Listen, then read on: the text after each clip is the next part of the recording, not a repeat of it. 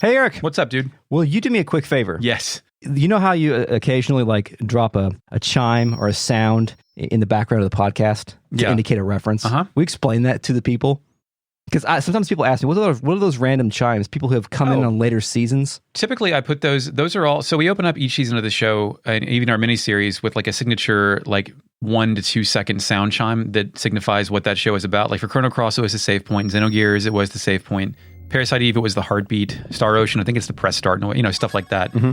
And that's what I want to open each season of the show with. And whenever we talk about like a reference from a past season and don't explain what game it's from, I put that sound effect deep in the mix underneath it as like to kind of demonstrate what reference that was for like longtime listeners or new people can maybe recognize, oh, that's from Parasite Eve, or oh, that they're talking when they say fucking victory music or something, it's like a Chrono Cross bit. Like whenever it's referencing an old bit, it's like a sound effect on top of the English language reference.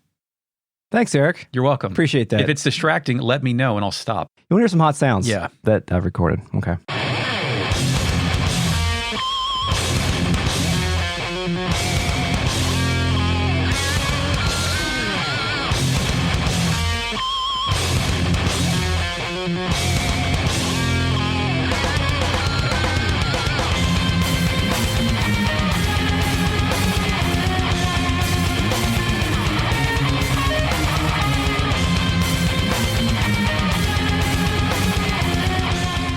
Welcome to Retrograde Amnesia, a comprehensive podcast where we discuss classic JRPGs chapter by chapter, beat by beat. This is season 3 on disc 3 of Final Fantasy VIII. Hello, we're here, we're in space, and we're Chris. I'm Chris. We're Chris. We are Chris. We are Crisp. We are Legion. I'm joined by Eric. Hey, Eric. What's up, Chris? Hey. We are also joined by the Real Neta collective of patrons who are listening to us record live on a observed holiday in the United States in the middle of the day. You too can join this conversation at patreon.com/retroam if you're not working or doing something else that's more important than listening to us. You can listen to a podcast while you work. Yeah. Oh, true. Good point. Ding noise. Okay. We're also joined by the FakeNet, our post-production AI companion and keeper of records for the 3 Xbox 360 games Chris and I have played together on the internet. Initializing FakeNet. It's actually 4. Gears of War 3, Trenched, Renegade Ops, and Syndicate. Chris tried to figure this out in real time, and you can find it in the outtakes at the end of the show. What's the last multiplayer game you played online? Fall Guys last year. Mine is Hot Wheels Unleashed yesterday. Congratulations. Came in 4th. I was very proud of myself. It's good. Versus, was it all people or bots mix? What? I think it was all people. Cool. Can't wait to get the Snoopy car. Anyway, Eric, let's talk about Final Fantasy VIII. You doing some sick drifts in Hot Wheel. We're going to be sick drifting through space in a second here, Chris. Yeah, this whole space section has got me thinking about something that we've talked about throughout the course of the podcast that we need to bring up again. Yeah? You know how we kind of identified Squall's role, at least through Disc 1 and Disc 2, as the straight man in this absolutely insane world where he's the one that's constantly annoyed and constantly pushing back against the ridiculous things that were happening to him and the people around him? Yes, aka how everyone thinks of themselves at work. Yes, absolutely. But since Disc 3, he's completely thrown that out of the window as love grows, right? Like as love grows, but not when she's conscious. Yeah, that's true. Yeah, that's true. Yeah, and you know what? Thinking back about, because we've been talking about the Squall has only fallen for Rinoa as she's fallen unconscious. Yeah, when she's damseled. Yeah, and I was thinking about like the other signature moments of conversation between the two, and one of them I was thinking about was the post Ironclad sequence in Fisherman's Horizon when they had a conversation alone. Right. And I think that conversation can vary depending on whether or not she was in the thing or not. It made me think that like most of the conversations between the two of these star-crossed lovers is just Squall having therapy. Like basically. He's finally opening up to one person. Her trying to figure him out and him just saying things and not necessarily a romance per se. Also, typically the thing where you are single and looking and a lady is single and looking and all of your friends in that group are trying to push you together and you're like, fucking stop it. Stop it. Like usually that poisons the well. Yeah. For at least one of the parties. Mm-hmm. We're not seeing Rinoa yet. We're seeing our babysitter, Chris. Yeah, our sis, capital S sis. Last time we had gotten to the upside down hallway and we were proceeding on our way to go see Ellone, who is on the space station for some reason. Yeah, a question. Is this her room? I think we're supposed to think it is a generic room. But it's a big room. It's a nice room, right? Everybody has their own capsule room at the space station, Chris. Yeah. It's a small hallway of a room, really. It's like just a big hallway. There's a purple couch against a window, a small table with weird chairs and a few trinkets, and an open sleep pod. Ellone is sitting on the pod's bedding, suggesting she just woke up. But like all Ellone appearances, she always wakes up wearing her shawl.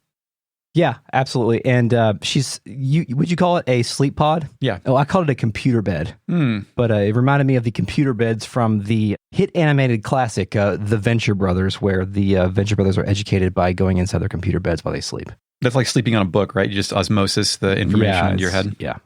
Chris, it is very important to do one thing before.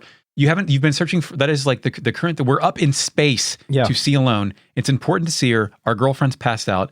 What is super important to do before you talk to her about anything else? Play cards with her. That's right. Yeah. You got to play Ellone in cards. And why do you have to do that? I don't know, because I played her. I read in the fact that I was following that I should play her in cards and get what she has. I don't remember what it is. I think is it Laguna? Yeah. She says, you want to play cards now? Yeah. That's her dialogue. So she has Laguna. The rules here are extremely fucked. And it's got random Lunar and everything. rules. Yeah. It has everything. Yeah. I could not get anything to abolish. She took my my Abaddon card, which I think that big thing, the big bone creature guy, and I almost said from Salt Lake City. It's not that. It's Salt Lake. It might as well be. So after she took the card, I wrote, "I can't do this anymore." You're out? I'm out.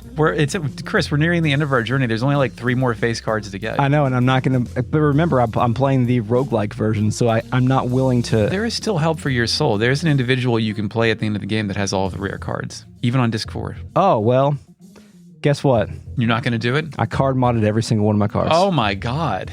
They're gone. You just cashed out. I cashed out. You kneecapped yourself. Yeah. Chris, I didn't do this until later, but there's a bunch of items that I needed for various reasons, components for Doom Train and other things. And so I was just like, fuck it. Well, what you can still do is go get some generic cards on disc 4 or disc 3, wherever you are now, and you can still win those rare cards. And you know what? Even if you've got a 0 next to it, you can still add them to your inventory. You can get that precious star. I have the star. Do you want the star in your inventory? Are you going to tell the listening audience that you gave up? Yeah, I just did. Sometimes you got to cash your chips, man. Yeah, I get it. I understand. You need your materials. Yep.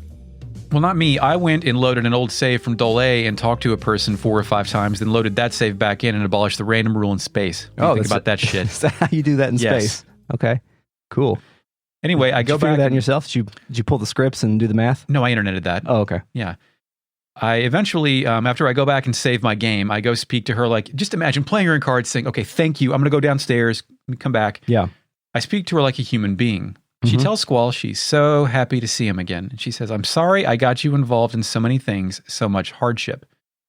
Squall, doesn't really care, but he's like, all right, I understand. I know what you were trying to do. And she says, of course, you were my eyes. Thanks to you guys, I was able to see how much I was loved. I couldn't change the past, but seeing it was more than enough. Thank you so much. Do you buy this? No. That she was just trying to change the past, or she just wanted to witness a Laguna movie? Yeah, it's weird that maybe she didn't have a master plan. Was she just trying to remote view her childhood? If I could remote view my childhood, I absolutely would. Yeah, I guess I would if I could, but I always... At what cost, right? You just make some random people half a town away pass out. But I always thought that this was leading to a point to where Ellone was trying to do this for a particular reason. Like she was part of fighting back against Ultimecia, rather than just being the item that Ultimecia needs to complete her. She's a cog in a plot machine, as opposed to a character. And it makes me think that at some different point in the draft, she was meant to have a more integral role, maybe even a party role. But when the Laguna thing was cut from 50-50 to 95-5, this is what happened to her character. So aside from making Squall and friends experience this stuff, does she have any hand in any agency in this plot at all? We learn a thing later. It's because of her that we're able to do what we do eventually, thanks to her and Odin. But it's funny how much Squall no-sells that. He's like, great, thanks. I came here for your help. You said you can't change the past, right? And she tells him you can find out things about the past that you never knew. And from what you've learned, you may see some things differently in the present. You're the one that changes, not the past. I think that's awesome. Yeah, that's true. I like the fact that she was trying to... Manipulate's not the right word, but she was trying to change things. She's doing the Obi-Wan from a certain point of view. Yeah, just from doing the other point of view. She's the Yoko Taro of her day. Yeah. But Squall can't believe that shit. He says, really? There's no way to change the past? No, I want to find out myself. Take me to Rinoa's past. I need to see the past through Rinoa. I want to find out what happened to her. And try to warn her. Ellone replies, you want to save her. You don't want to lose Rinoa, even though... Does she know Rinoa? She doesn't know Rinoa. Okay. Remember, Rinoa was never part of the dreams when we passed out together. And she never encountered it when... I mean, Ellone could have been in our party during that garden tour with Rinoa, right? Or not in our... Rinoa could have been in our party with... Remember when we saw Ellone in the library? Well, yeah, I guess you're right. Yeah, I think you're right. Ellone then breaks his heart. Squall, I can't. I don't know Rinoa. I told you I can only send people I know in the present into the people I knew in the past. Squall, my thick-headed dumbass, says, well, I brought Rinoa with me. She's resting in the med lab. Please come with me. Yep. Ellone joins the party. Dude, what did she just say? She said she can't, like, if you meet a comatose Pace and Krish, do you know them? No. Maybe it's like she has to touch her temples and like rub them or something, but it's like... Vicinity thing, maybe? That, and like the level of insanity when you bring your girlfriend to space to meet your babysitter. Yes. Also true. Like while the world is plunging into chaos. Yeah. Mm-hmm. Let me go to the Rinoa room. And yeah, she's in our party. She Ellone follows us around. Yeah, it's kind of awkward. It's not like the fourth person. She just kind of is attached to Squall slightly. And I misspoke. We don't go to the Rinoa room. The camera shifts over there. Yes. The pod opens on itself. And alarms happen. It flashes back to a hallway as a sacrifice plays with those alarm sounds. Yep. Squall then looks around and wonders what's going on. The PA system says there is a red alert and orders all units to report back to the med lab. Squall hero swipes and says he'll check it out. He tells Ellone, yet another damsel in distress, that she better go wait in the control room. Yeah. It's too dangerous, Chris. Ellone tells him to be careful, then fucks off. He tells Kistis to go take care of Ellone, getting rid of her too. Mm-hmm. As Squall goes in the hallway, the med lab door opens on its own and a body goes flying out of it. Everything is red and alarms are still sounding. Rinoa's puppeted body stumbles out. We're now in a horror movie. Rinoa is also ghosting with 5 other frames of animation of herself intermittently. Yeah. This is a pretty cool effect. Like it's a pretty effective way of getting this across without resorting to CG. I wish Kistis had some messages for Ellone, because like she was her babysitter too. Yeah. Mm-hmm. Like if they were just like, oh, hey, I'm in space. Hey, I'm here. I look nice. Nice to see you. I approach Squall as Rinoa and touch her. I don't know if you have to do this. Did you do this? I tried to. I don't know. Or I did do this. I don't know if I had to or not. But she bings his ass back. Yeah. You definitely get tossed. Against the wall. And she starts lurching towards the control room. Yeah, kind of puppet floating. Yeah. And I thought she was after Ellone, but she's actually has a different thing going on here. Yeah, you think you're going to the control room, but you follow. I think your next destination is the control room. Yep. I get in there, and Piet, our scientist friend, is laid out. Ellone is on her feet. Kistis tells me something is wrong with Rinoa. No shit. Ellone screams no. Piet then says, that is Adele's tomb seal deactivation device. Yes. It's good that that's here. The PA then says, Adele's tomb level 1 seal deactivated. Yeah. That's like an interesting example of seeing the horror happen and being unable to stop it. Mm-hmm. Yeah, it's pretty good. Because the slow lurching of Rinoa's body is pretty effective in terms of communicating what's going on here. AKA, she's not in control. There's an excellent video, I don't know, from 10 years ago or something, where there's a child running at a party and they say, what's in your hand? And he yells, a knife. And it's got like the same like parent worried about imminent danger of something they can't control. Yeah. And let me see what you have. No! Well, after she deactivates the device, she begins to float or lurch or whatever, clod hop out of the room. At this point, Kistis notices the moon's surface is changing. Yeah. And we can go look and see a CG cutscene.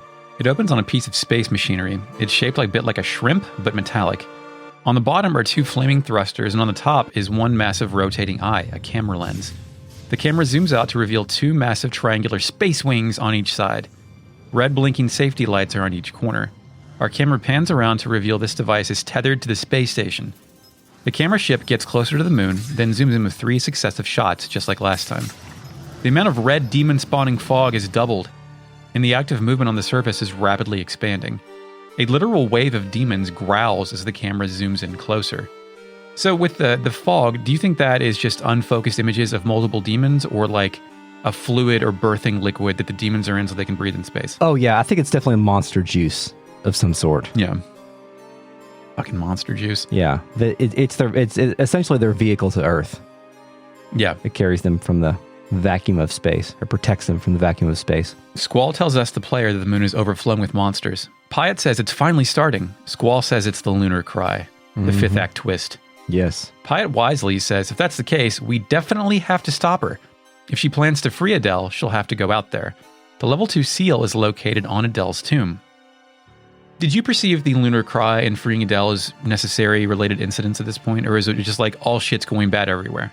Or I think both things are connected, because Sorceress Ultimecia needs monsters for some reason, and Sorceress Ultimecia also needs a new body, because Rinoa isn't going to cut it, I don't think. I mean, if you're a big bad, you do need your monster army. Lord of the Rings taught us that, right? Yes. Mm-hmm. Ever since then. We need monster lore for this game too. Yeah, absolutely. Plus the CG cutscene that comes later with the lunar cry is one of the coolest things in the game, I think. That's actually coming up very shortly. You can take control of Squall, leave, go upstairs. The music stops and it's just alarm noises. There's people in the hallway, the upside down hallway, pointing to the moon, and Squall approaches the window. CG cutscene. Is the song here Tears of the Moon? I don't have that listed, but yes. Okay. At some point, Tears of the Moon plays. I think inside the CG cutscene. Yeah. It opens on a close shot of the planet, which isn't Earth but is also Earth. A camera drone passes by, approaching the planet, but then the game's camera spins around to the moon. The center is blue like a pupil, with a red monster cloud forming the iris. The remaining silver surface of the moon is the eyeball. It cuts to a closer shot of the blue pupil, with the red cloud swirling and closing in. The camera then beautifully transitions to an actual eyeball from one of the monsters on the surface of the planet, shifting to a demonic all-red color. It zooms out to reveal a shitload of monsters from the game Final Fantasy VIII. Just packs them in a swimming pool of red cum liquid. Oil boils, bite bugs, a bunch of dragons, the whole gang's here, Chris. The camera cuts to an overhead shot and pans across thousands of these things. It slowly pulls up a few degrees and reveals all of them making their way to the pupil. The massive blue goo that's pulling away from the moon, it cuts to a wide shot from space of the moon with the blue pupil building in size and leaving the moon. It switches shots several times to sell the scale of it, then frames the Earth in the final shot, with the blue goo locking in on its target. The goo then turns pink, filling with demon blood and their transparent cum. It then turns white, blowing its load toward the Earth. The demons rapidly accelerate in their delivery liquid, snarling as they ejaculate all over the surface of the planet, infecting it with their seed. Seed. Come on, man. Seeds, cum, demon, planet, infection, pregnant. Yeah. So you're saying this is all like this is sexual imagery here. It can be. Yeah. Okay. There's no phallus, but it's definitely like spawning organisms into. Do we ever find out like the nature of the lunar cry other than just being here to wreak havoc? No, it's cool. That's it. Okay. I mean, you can probably. Is that something to do with the formation of the Earth? Does it tie into the Hind lore? I was going to say like that. Remember, like when that one civilization discovered there was no power in Hind's body. Maybe it was just a belief system, and the actual physical power transferred to the moon. There's no evidence to support that. But like, what else are you going to do in the absence of lore? Like, there's no perfect works for this thing. Yeah, it's wild. To this point in real time, in lore time, no, not lore time, real legend. What kind of time are we talking about? Actual time. Okay. Actual time.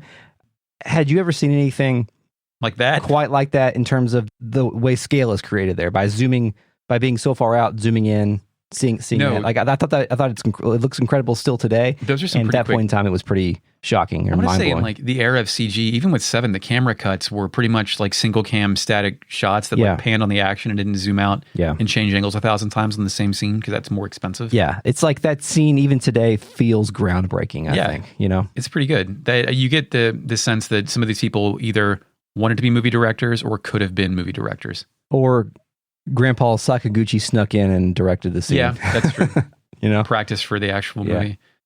The crew members back in the control room observed that was a ton of monsters. It sure was. And they're headed for Tears Point in Esther. I think Movin then plays. That's what I got too, yeah. And they wonder when Lunatic Pandora got to Tears Point. So again, it's everyone like knows pieces of myth and lore, and you don't know if like true believers are up there and they're the ones who knew, or people like, I wish there were more science versus religion stuff in this game, because you really could have had a pretty good story angle from that. Yeah, that's interesting because we do hear some people in a couple of the towns, and I think on the White Seed ship, talking about this world's history and its myth and legend, but we don't ever see any people that I guess believe that as a foundational like religion in terms of the way it guides their lives. It's just kind of there. Yeah. I want to say that Esther had a calculation that Tears Point was the most likely place for this to happen, thus the name Tears' Point. Yeah. Yeah, but we still don't know, like, it's interesting too, like, did they build that structure on top of Tears Point? Or is that just something that exists from some sort of ancient civilization? I don't think we ever know this. No, I mean, there is Sentra. I should get the Ultimecia out later. Yeah, I want to say there's some Sentra influence in some of that stuff, but I don't actually know. Yeah. Squall asked them if they've... I mean, imagine seeing all that when you're looking for your demon-possessed girlfriend. Yeah. Squall asked them if they have seen a girl come by here. The crew member says, yeah, and she went into the locker room. And she did not own me. Yes. I just noticed this room right next to a face-down crew member. This locker room, I didn't go by there on my space. I didn't either. It's like an obscured door. I had a hard time finding it. There is... we go inside the locker room, right? You ready to do that? Talk to the face-down guy. Yeah, he says that we can't have Adele revive. No way. So I think this guy knows what's going on here. Many astronauts, or at least one astronaut in here, has been owned by Rinoa already. There's another one that's... Well, actually, it's just a suit, but I thought there was another one that was stuffed into a locker. Did she shove them into a locker? Yeah. Nerd. There's also... Did you notice the CRT in here? The TV, the monitor hanging up? It kind of had like some what do you call those? Color bars? No, they weren't color bars. When there's like a single line running through the TV. With, when distortion. You're shooting a TV with a different refresh rate than the camera. Yeah, it had one of those things on, and it looked like there was a face on there, and it looked like it might have been Rinoa's face. Ooh. FakeNet, can you zoom enhance and tell us what that is, please? Initializing FakeNet. It does look like an image of one of you humans, from the shoulders up. The image is static, but it's impossible to make out fine detail. Oh, right. Oh, well, that's sure cool. Squall sees Rinoa out in the airlock area, and she's on her way to space. Yeah, Rinoa the astronaut. She's wearing astronaut clothes, yes. aka a spacesuit. Yes, and we have to go grab a spacesuit, which I thought I was stealing one off the dead astronaut. So did I. I expected him to try to okay, buddy, can I have this, please? Yeah. Thank you. Then we float into the airlock area after Rinoa. Well, I tried to leave because I didn't know where the hell to get a spacesuit. Oh, okay. I didn't see the one hanging up that you're supposed to get. You're supposed to mash buttons on like lockers or something. Mm-hmm. Squall gets in one, and then Superman's into a chute. Yep. Yeah. Then what the fuck? We're floating in this airlock area where there's no gravity, and there are large metal shutters that appear to be separating the interior of this place from the vacuum of space. Yeah. And I don't know what button to press here, and I don't know what I'm supposed to do. I thought I was being timed or something, but we're basically just floating around listening to a conversation, right? Yeah, aren't there some guys floating in at the same time in the airlock, the space transfer? Yes, and I think one of them, we will find out shortly, is the president. That was out there earlier, yeah. And speaking when they talk, the aide says the flood of monsters is nearing Adele's tomb. The one on the right says at this rate, Adele's tomb may fall near Esther, and I get paid 30,000 gil for my seed salary. By the way, one of the people is... nice. One of the people that is speaking with the presidential aide is not... We don't know this is the president yet, but he is titled as Panicky Gentleman. Yes, Panicky Gentleman. And is he man in spacesuit from earlier? He asks why everything's happening all at once, so I assume he's got anxiety issues, so I assume it is that guy? Yeah, so, Or is Panicky Gentleman maybe the president? Yeah, I think Panicky Gentleman, that's what I'm saying. Right. Yeah. Okay. He says that this is crazy, wondering if someone planned this whole thing and wonders who could have set it up. Why is everything happening all at once? Yeah, and Squall thinks the answer in his mind brain, and he says pandemic. This was... Yes. Yeah, Squall's like, yeah, he knows it was Ultimecia. And I thought, like, I was going out to space now, but we have to go back in the control room, right? Or we have to go back in the space station. Ultimately we can't get out. Yeah. Yeah, we've got to leave here. And we get to encounter those 3 astronauts again. Yes. They think it's too dangerous and we need to get the fuck off the lunar base. They want to evacuate. The president then hero swipes and says to forget about him, just go. Then something comically hilarious happens. Yeah. So what's happening here is the president wants to stay and help out and trying to play the hero, even though he's the panicky gentleman. Right. We do find out it's the president, and his 2 aides come and drag the president away. Like by his feet. Yes. It's pretty funny. Doesn't he lurch back into the frame, though? Yes. He crawls back in and says, hey, you, take care of Ellone. He gets dragged out by the feet out of the frame. Now, I like how this game is giving you plenty of hints of who the president is. Yeah. I'm not ready to talk about it yet because we don't know explicitly, but this game is giving you a lot of hints just by this guy's, the way he talks to people, like the way he was conversing with the controller A, controller B earlier on. This part, him being called Panicky Gentleman, him being kind of weird. Like, we know what's going on here. It's terrific. It's also interesting that he knows you know Ellone. Yes. So then I don't take off my space clothes. I go back to the bridge, back to the control room. I get there and Kista says, Rinoa, no. Ellone says, oh gosh, the lunar cry is starting. Rinoa is going to be swallowed by the flood of monsters. Ew. Piet, who for some reason still has lines, says, damn it, the seal's going to be broken. Fade to black. We get out in space. Yep. It's the Lithos choral arrangement. Yes.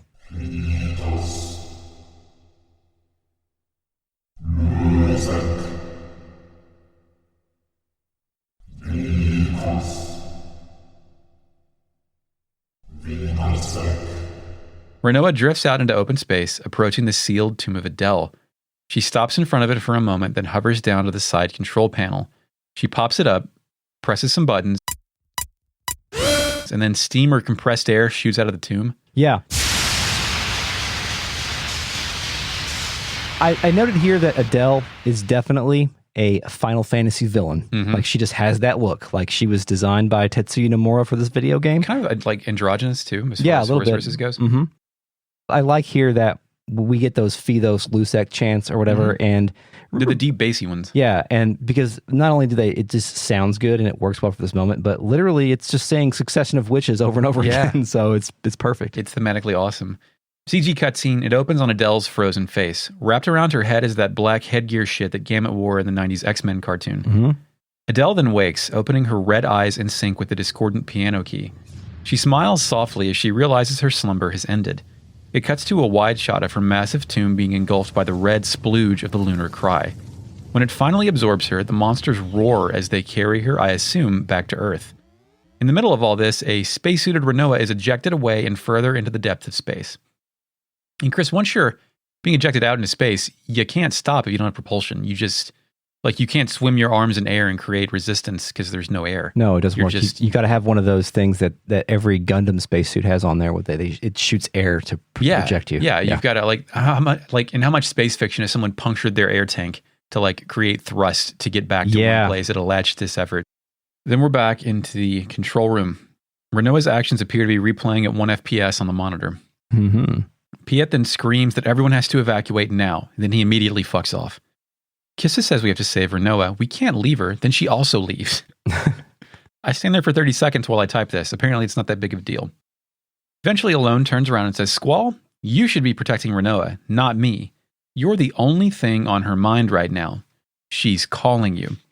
I think her mind's a blank slate, Chris, and Ellone's just trying to motivate Squall.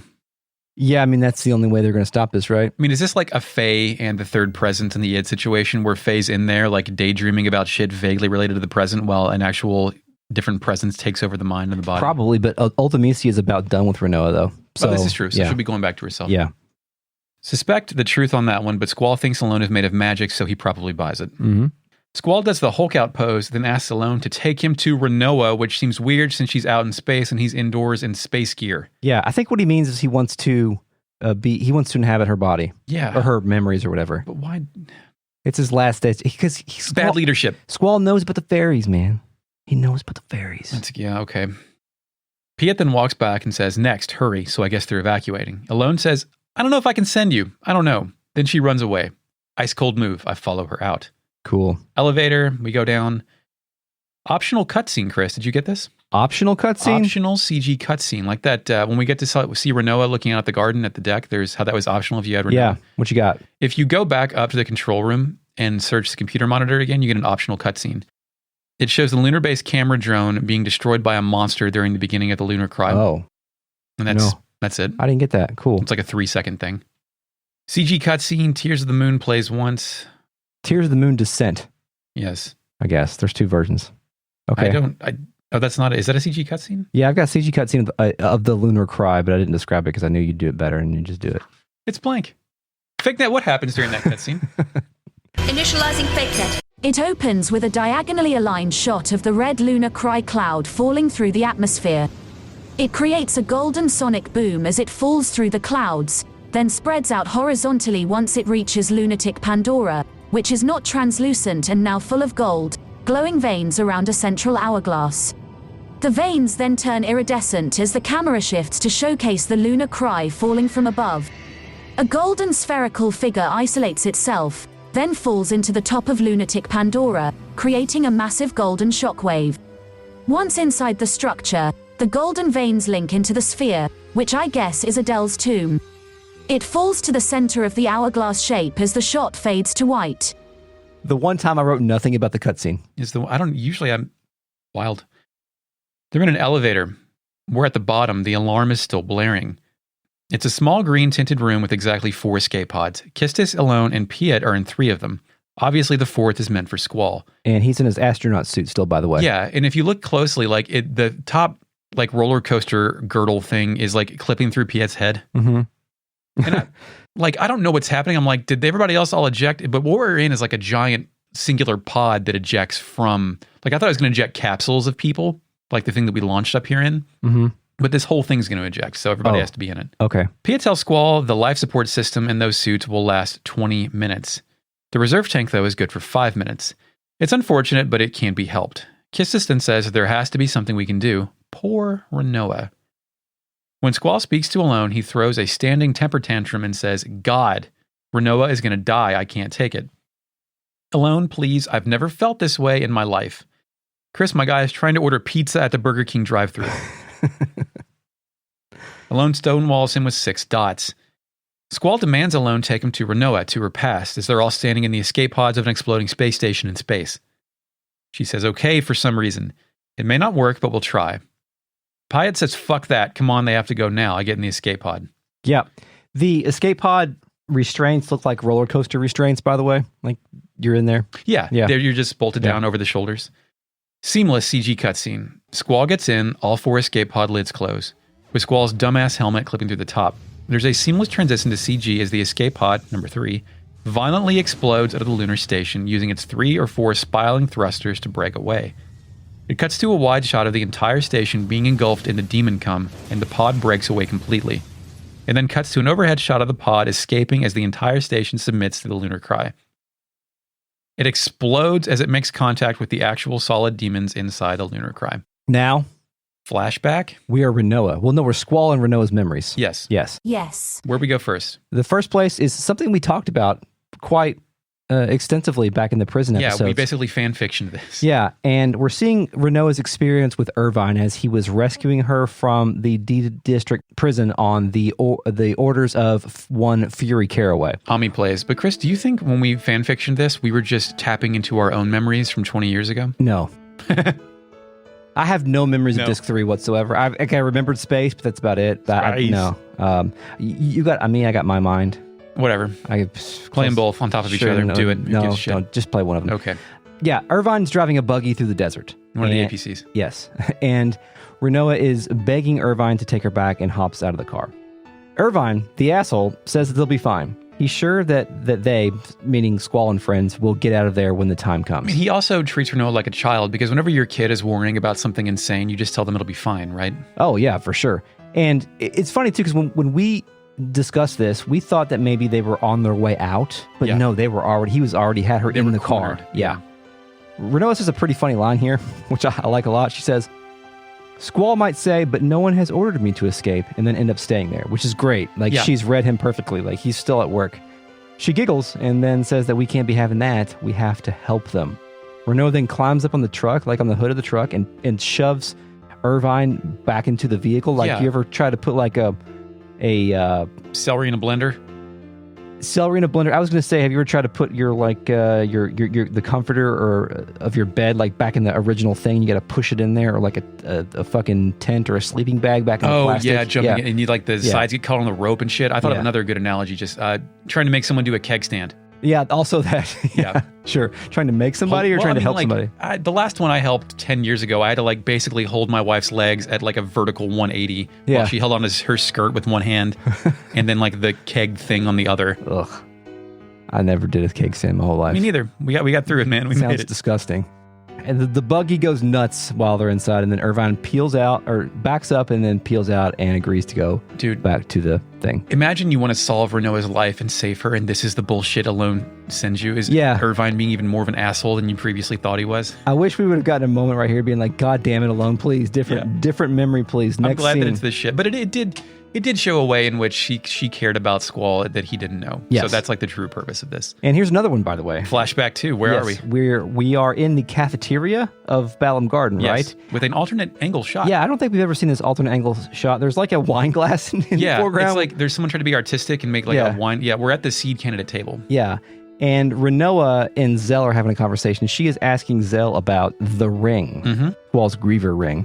His fake net ring. Yeah, of course. I already said that. In the foreground. Oh, yeah. There's also on that table, there's some pens and a textbook there. Zell has no idea where Squall bought this ring, by the way. I assumed he inherited it, honestly. Rinoa says that she really wants one, and it looks really cool, doesn't it? Mm-hmm. Zell says, you mean the one with the monster carved on it? Rinoa says, yeah. I think engraved is the word there, really. Yeah, engraved's probably a better word. Zell, a master of metallurgy, says that he'll make her one, because Zell can just make rings. Yeah, I mean, he has the air guys, right? Yeah. He can pulverize. Like, he's obviously into hand fashion. He has the air guys, right? Yeah, God bless the ring. There you go. Thank you. Sorry, shit. The air guy, God bless. I get it. Yeah, got it. I see your pun, sir. Thanks. Hilarious joke. Thanks. Give him a ding noise. I just came up with that just now. It's not even on the page. You want to see? Great. No, okay. I believe you. He says that they should have Squall show them the real thing. Renault says they can't do that because it'd be embarrassing. And Zell... She Luigi taunts when she says that. Really? Yeah, she puts her hands behind her back and kicks her foot. Oh, great. Oh, I thought she like did the plank thing. Oh, no. Yeah. Yeah, excuse me, Luigi's meteor smash taunt. How about that? Okay. Secret meteor. Zell can't believe this shit and assumes Rinoa likes Squall, and then she's shocked and turns her back and tells Zell it's not what he thinks. Is that true? Yeah, is it true that Zell doesn't know what's going on? Well, he never knows what's going on, but is it true that Rinoa at this point does not like Squall? No, that's not true. She's trying. She's being bashful about it. Oh, I think. See. Yeah. Coy. I get it. Coy, yeah. Uh-huh. I do like how Zell, like in the middle of this conversation, when Zell like stops and the gears start turning in his brain and he's putting everything together. Like there's a pause in the succession of dialogue boxes where he stops, he thinks, he gyrates a little bit, and he's taken aback. He's like, ugh. Then we go back to the escape pod. Squall, this entitled shit who has no idea how the world works, tells Ellone that wasn't it. She went too far back. Yeah, bro, it's definitely her fault. Mm-hmm. Ellone then says, I'm sorry, let me try again. Fade to white. Flashback 3, no music. It's a white screen, Chris. Yeah, we're here. We're at the end of Disc 2 moment. Mm-hmm. Rinoa is floating, zombie moving like she was in the lunar base earlier. Yeah. And there is a image of a fairly complicated looking sorceress that appears like flashes in front of her. Did you catch that? No, I didn't. It's Ultimecia, but like, you can't really tell what it is now, but like, because it's so quick, but it's definitely not Adele and it's definitely not Adele. But I saw that at the end. This is at the beginning? Yeah, at the beginning. Okay. Yeah. Where are we though? The correct moment. End of disc. I thought you were I thought she was using that as a metaphor for the fade to white, but no, you're right. We're literally in that room at the end of disc 2. Yes. And from the same perspective that we kind of saw the events play out originally. Mm-hmm. Rinoa lowers herself down and sort of embraces Cypher. We saw that last time. We didn't have context for it. We thought maybe Rinoa was like kind of out of sorts and she was just like reverting to, Cypher is my boyfriend kind of thing. You know, you get knocked in the head, you go back 10 years. Yeah. Squall's the dream boy here and he realizes that this isn't Rinoa that's doing all this. And then we can hear the words that are whispered to Cypher by Rinoa. We can read them. We hear them. We read them, but we are hearing we are them. here. Okay, I see what you mean. Right. Oh, my loyal knight Cypher. The sorceress is alive. The sorceress demands. Then Squall realizes what has happened. He's not, Ultimecia transferred to Rinoa after we beat her out of Adele. The future sorceress. Yes. Great adjective noun. Rinoa then continues to speak, or Rinoa's body, I guess, Ultimecia is speaking. She says to Cypher, find the legendary lunatic Pandora, said to be hidden beneath the ocean. Only then shall the sorceress provide you with dreams again. She will reinstall his romantic dream if he does her bidding. Dreams is like his activation phrase. Yeah, I think you're Whenever right. you say that, you can just manipulate him to do whatever you want. Yeah. Squall calls out to Rinoa as Cypher gets up and marches away. Rinoa notices something here, but the image of Ultimecia emerges again and slowly turns as Ultimecia herself notices that someone else is here. So She can see the fairies. Yep, she sees me, the fairies. And that is like what she wants to. This whole action could have been designed to draw out Ellone's powers so she could get closer to her. That's true. Yeah, this is probably dangerous. Cypher also says the Princess Bride line, as you wish. Yeah. Oh, yeah, true. Signifying that he's a Princess Bride. Yeah. And when she walks away, there's like wild witch explosions.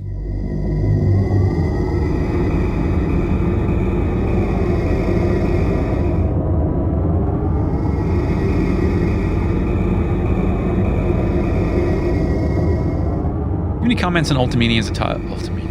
Ultimecia? Ultimecia as a tire.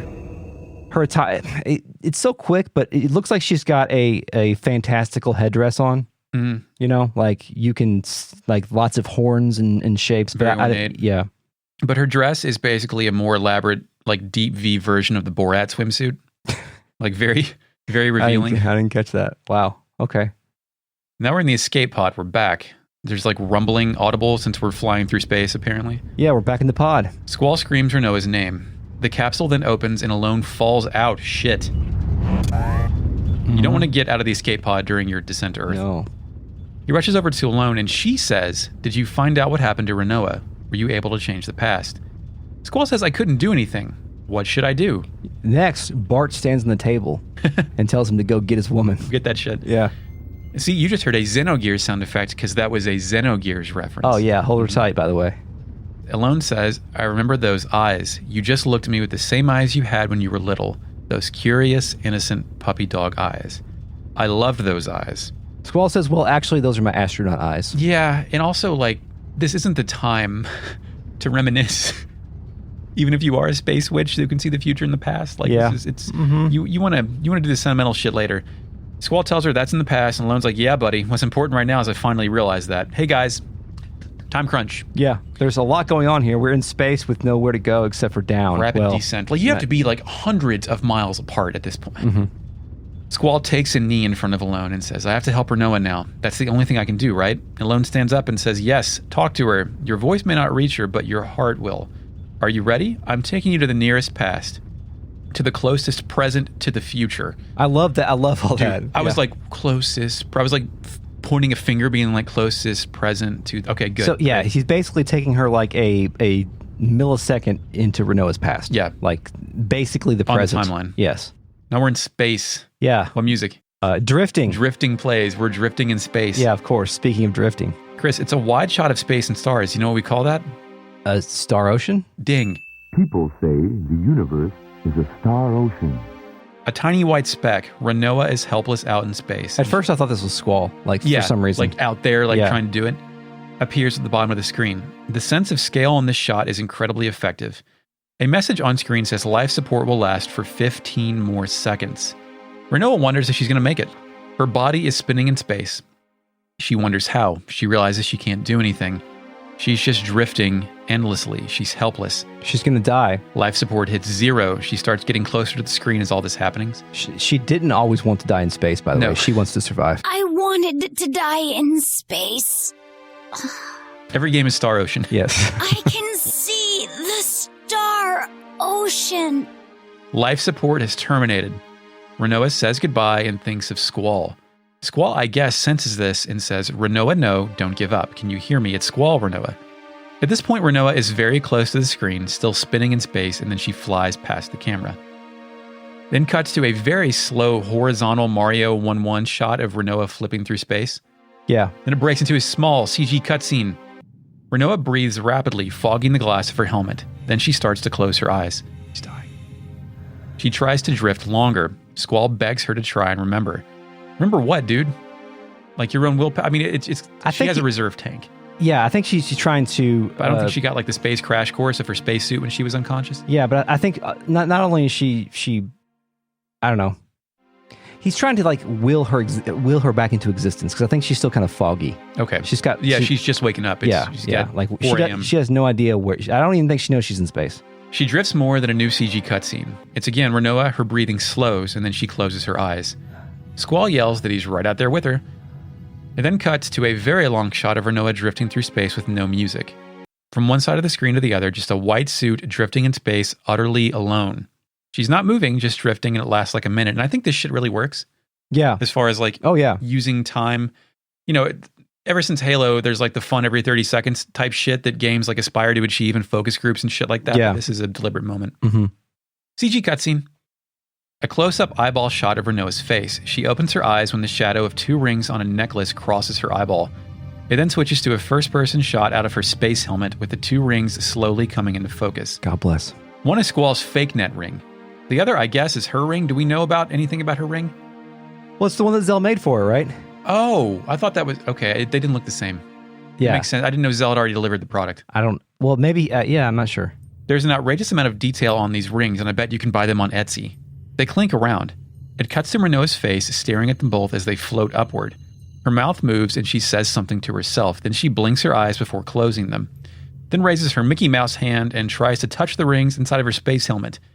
Both hands are brought to her face, and she opens her eyes, and it cuts. I think she's now realizing that she's not dead. Yes. She's like, I still have some force in here. Also, do we suspect maybe some additional, speaking of the CG cutscene earlier, some additional shared tech between Final Fantasy VIII and the spirits within here? Because the facial animation here is really good. It's above board. I mean, it's really good, but we don't see, there's not a lot of focus on faces in this game. So we don't actually see faces a whole bunch because I'm sure that's more expensive. But yeah, but in this case, the point of seeing Rinoa's face was to communicate something to us, like the fact that she's kind of snapping into it. And I thought that was really, really they did a good job of her waking up in space. And the ring stuff was a nice touch. It cuts to another in-game shot of Rinoa drifting through space. She realizes she's still alive and she seems surprised. Then what music do you have next? I got Roses and Wine. Correct. Roses and Wine plays as Rinoa thinks of Squall. She lets go of something and drifts through space. It's like a circuit board or something that she lets go of. What the fuck is that? Did you see that? It's a polygon texture map thing that drops off. Oh, maybe it was like her fucking Adele release terminal. Like she was still holding the terminal where she opened it. Or some sort of tablet thing she had to take out there. CG. By the way, Roses and Wine, this is only the second time we've heard it. Is it an Eyes on Me instrumental or something, like a proto version of it? Yeah, I think the only time that we heard it was the Laguna and Julia segment. Yeah, it's when Julia was playing while he was ogling her when the boys were trying to hype him up. Yeah. Actually, it might have been the hotel room. It doesn't matter. Go ahead, sorry. It was Rose. What were those songs? It was Roses and Wine and what else? There's a song called Julia. Yeah, that's it. I think Roses and Wine played in the hotel room. It doesn't fucking matter. CG cutscene. The object drifts away. Maybe it's a comm device. I don't know. Rinoa comes to life and taps a red button on the outside of her suit. There's a meter next to it ranging from full to empty. The meter shoots to full when she pushes the button and she starts breathing again. Liquid particles inside of her helmet rise to the top. She opens her eyes wide, blinks, then smiles with as much zest as CG would have allowed in 1999. The camera pans back out to open space, and we hear Rinoa breathing inside of her spacesuit. So I just realized why Piet told us about the 5-minute reserve, so Squall could telepathically communicate that to her in space. Oh. I think that's just what happened, is like, because why else would Piet tell us about a reserve system? He knew that we always wanted to live in space. We did. Sorry, I'm going to stop. Reverse. No more Star Ocean references. Patreon.com. Yeah. We're back in the damn escape room. Roses and Wine continues as Squall gets up and says out loud he's going to go find Rinoa. Ellone tells Squall that he didn't need her help at all. Squall stands up and says, "Thanks, sis." Squall then rides a sick handlebar elevator up. Oh, yeah. You know where these sick handlebar elevators come from, right? No, where? Space? No, where do you think? Where does everything come from? Transformers? In my mind. Gundam. Yes. So in all the battleships throughout space and throughout the series, they have these handlebars that they can use. And it's not always for vertical travel. It's always also for horizontal travel, like a airport walkway thing. Of course, yeah. Since there's no gravity, they just hold on the thing and they just zip around. In the absence of gravity, that is like the most efficient mechanism, because I'm sure it's less like mechanical parts to move a fucking belt. You can't stand on anything. You can't grip. You don't have suction shoes. Yeah, exactly. Mag boots. You're not in a face-off prison. And it's not like you're being lazy because there's no gravity to like strengthen your legs by walking, you know what I mean? That's right. If anything, you should be on those. Have you ever seen those bikes that are actually elliptical machines that people like glide on? Oh, actual bikes. Yeah. Yes, well, I mean, they're not like bikes, but they're like. But yes, they have like a chain driven. They're actual vehicular things that you can go on the sidewalk. Dude. Yeah. Mm-hmm. Kistis, who gets out of her pod and begs Squall to come back. Piet, who stays inside of his pod for all of this, says, "Idiot! There's no way he can get back. He's insane. He's going to run out of fuel and life support in no time. They're both going to die." Mm-hmm. Do you think at any point Piet or anyone could have told us there's 1 to 3 spaceships outside we could maybe commandeer? I don't think they know about one of those spaceships. Okay. The one that we are going to commandeer. Right. I think that's, we'll get to it. Okay. Fade out. Squall opens both airlocks and drifts out. First person point of view. I'm going to nominate this for most fucked part of the game. Yeah. Okay. How many times did you fail? Of 3. Yeah, I had 2 or 3. Because I didn't know this was a game at first. No, it's a game. Your Squall first person view with arms on both sides. There's a timer that says 125 seconds in the upper left corner. Yeah. The timer clicks. The Squall wonders where Rinoa is, then she appears in the top left corner of the screen. Squall vows to find Rinoa no matter what. The timer continues to count down. Do I have control? What the fuck is this? Am I moving the camera? Am I lining her up? Do I have propulsion? Why is the timer going? Why isn't the game explaining any of this? Squall says he has to get in front of her and catch her, which is the most explanation you get. So basically, Chris, what do we do here? It's a first-person movement. It's kind of like a first-person crane game almost, sort of like in reverse, though. Yeah. And it's wild. Like, I don't know why they... I mean, was Squaresoft working on a first-person game? Did Squaresoft... They're obsessed with camera angles, and these games at this point are also obsessed with like 10 to 15-second one-off mini-games. Yeah, also, it is probably important to point out here that we have not done much video gaming for quite some time, so... I probably came back and said, give them something to play here between us. Yeah. They can all be cutscenes. The Osaga's not invented for 4 more years. Yeah. I later looked at a guide that said to hold triangle to activate booster. Did you figure that out? No. There you go. There you go. Cool. Well, I love what happens when you fail, by the way. What's that? It says on the screen, Rinoa was lost in space forever. Really? And then it gives you the option to try again. Yeah. I can try again and go back without Rinoa. Continue story. Yes, just Ellone. Put me back. Yeah. Ellone, you're the new Rinoa. Yeah. Then we catch Rinoa, right? It's a pretty sweet wide shot of Squall intercepting her in midair. They spoon. Yeah, he puts his arms around her from behind. They're spooning in space. Yeah. She says, Squall, thank you. I always wanted to spoon in space. I did too. Yeah. You want to go on the Vaughn Comet, the artificial space gravity fucking plane, and spoon up there, Chris? Yeah, sure. Patreon.com/RetroIM. There's a great video of them taking up cats in that thing. You ever see that? Fucking no. The cats, you know how when they just have that like autocorrect when they drop, they'll get on their feet? Yeah. When there's no ground to do that on, they just keep doing that over and over again in space. Oh, that sounds awful. That sounds abusive, actually. Yeah. The cats were fine, I guess. I don't know. Where am I in my notes?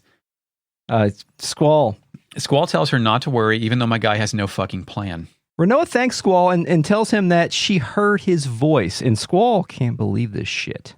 Before that, though, we get a small CG cutscene as the Lunar cries. The game tells us we're out of fuel and low on oxygen.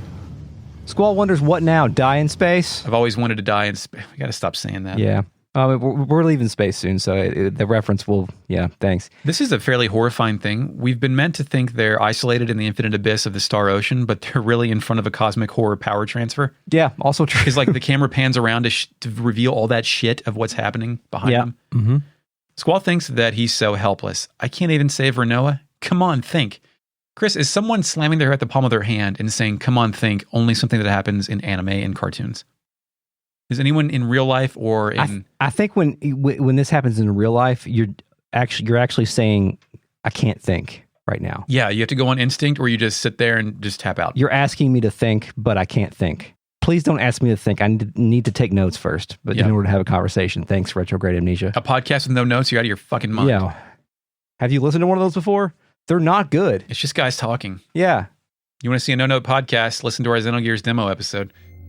CG cutscene.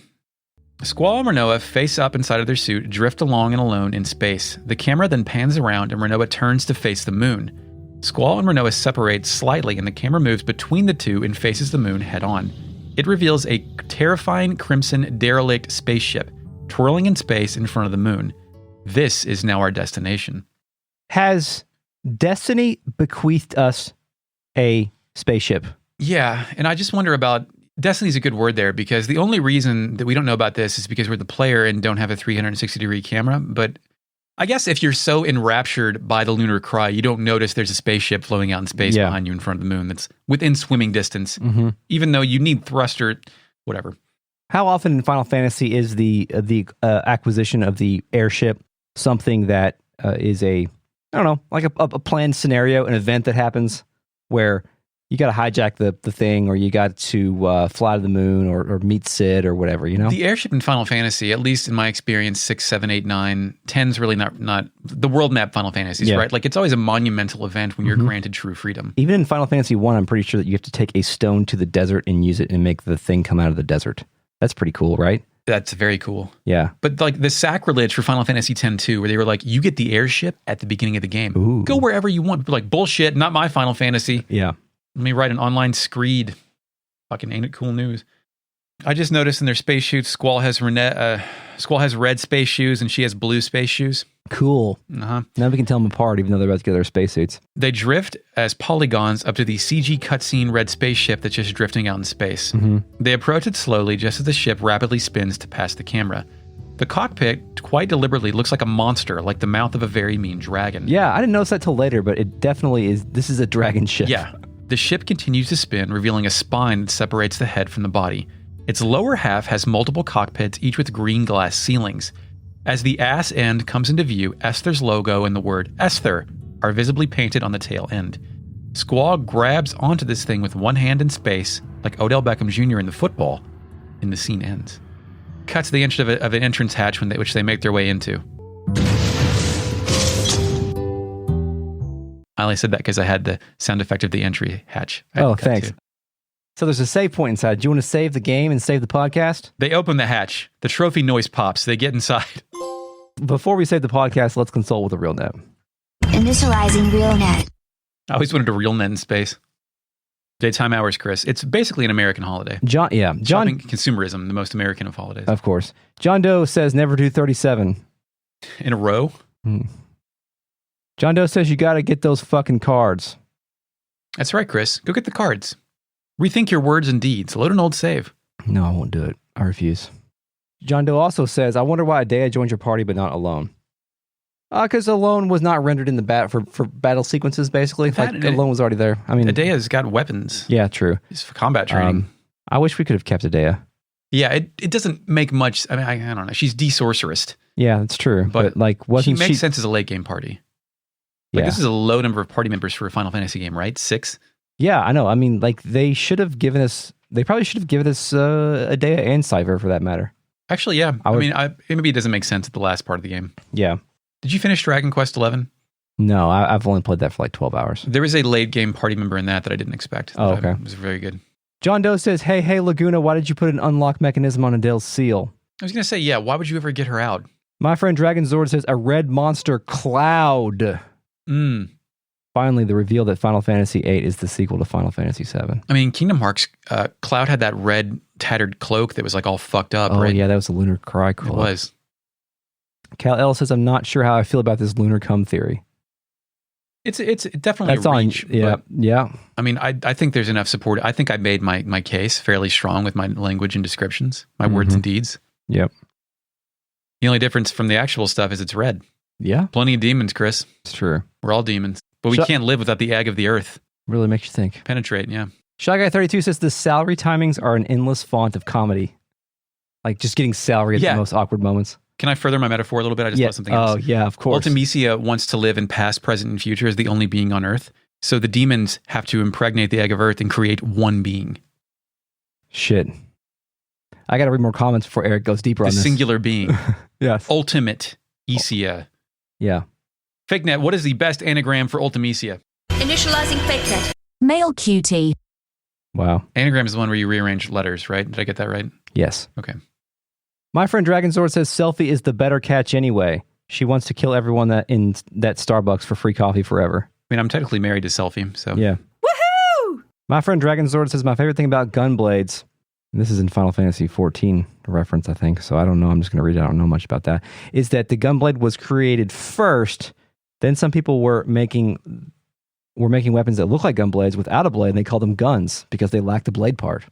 Also, they are named after Gunhilder, which is a real thing. I never heard of a Gunhilder. That's pretty cool. My friend Dragon Zord says, just imagine Zell hammering the ring into shape, but he doesn't use a hammer. He just uses his fists. Yeah, he punches it like Chris Redfield in that rock. Cal L says, too much Gundam, unsubscribe. Sorry. Me too. It's been a while since I've done any Gundam stuff. Because an episode. My friend Dragon Zord says, I've always wanted a spaceship that looked like a fucking dragon or shaped like a fucking dragon. John Doe says, a certain unnamed president insisted that the spaceship be shaped like a sick red dragon. Yeah. I mean, has experience with such a dragon. Okay, thank you, RealNet, for your participation. This episode has been a production of Retrograde Amnesia, recorded on November 26, 2021. Thanks, Mark, for the intro music. You're welcome, Chris. Find us on Twitter at RetroAmnesiaPod. Also listen on YouTube or at retrogradeamnesia.com. If you like us, you can tell a friend or you can support us on Patreon at patreon.com/retroam and get early access, bonus episodes, miniseries, voting rights for our next series, and access to the RealNet on Discord. Email us at podcast@retrogradeamnesia.com. Eric, until next time. Yes, we will deny the world the impregnation of the singular being Ultimecia. Wow. And now you may go back to space. No, we're done with space. Sleep. Thanks.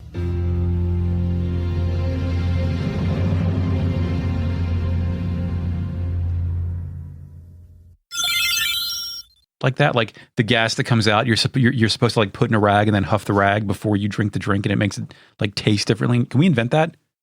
Can we channel all Patreon money toward inventing the idea I just had? Do you know any marketing guys? I have a marketing degree. Well, that means it's you.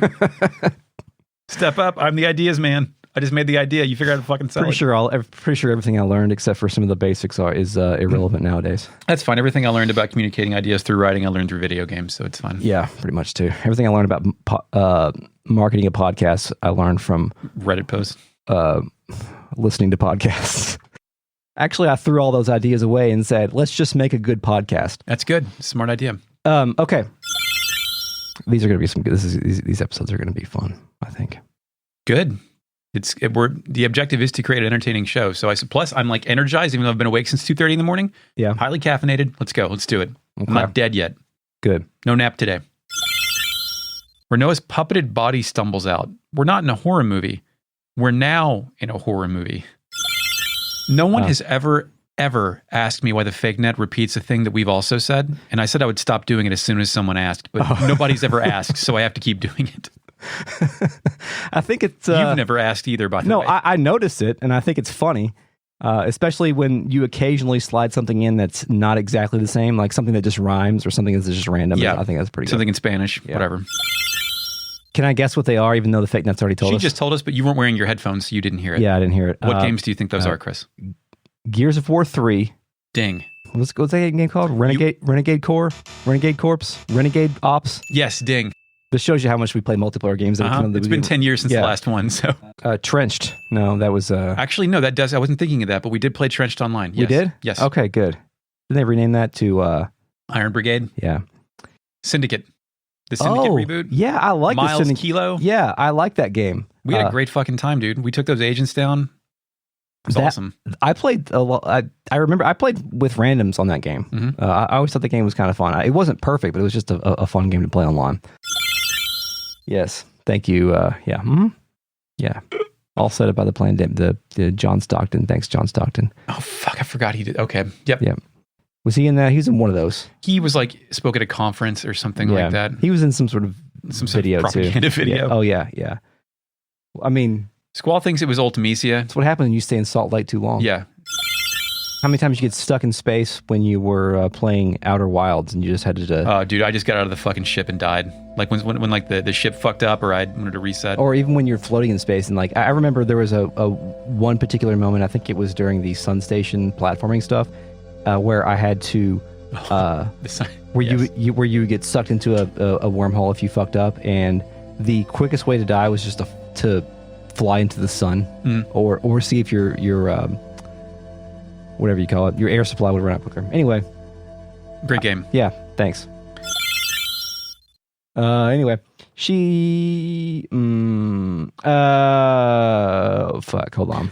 She Squall tells Rinoa to hold on. I forgot about Ain't It Cool News. Somebody said Harry Knowles the other day, and I was like, oh shit, he's probably still alive. I thought him and Lotax were like the same guy for like 3 years. Oh man, Harry Knowles. Sorry, you want a minute? I remember going there to get some information on the like, what's going to be in the Michael Bay Transformers movie. Yes, exactly. Yeah. I heard they're going to use a real Transformer noise in the trailer. Oh shit. They did. Anyway. Like, how can one person not be expected to memorize all of internet they've ever seen? Yeah. You know? Succession of dialogue boxes. I can't believe I fucking said that. It's pretty good. That's the episode title name, by the way. Congratulations. Okay.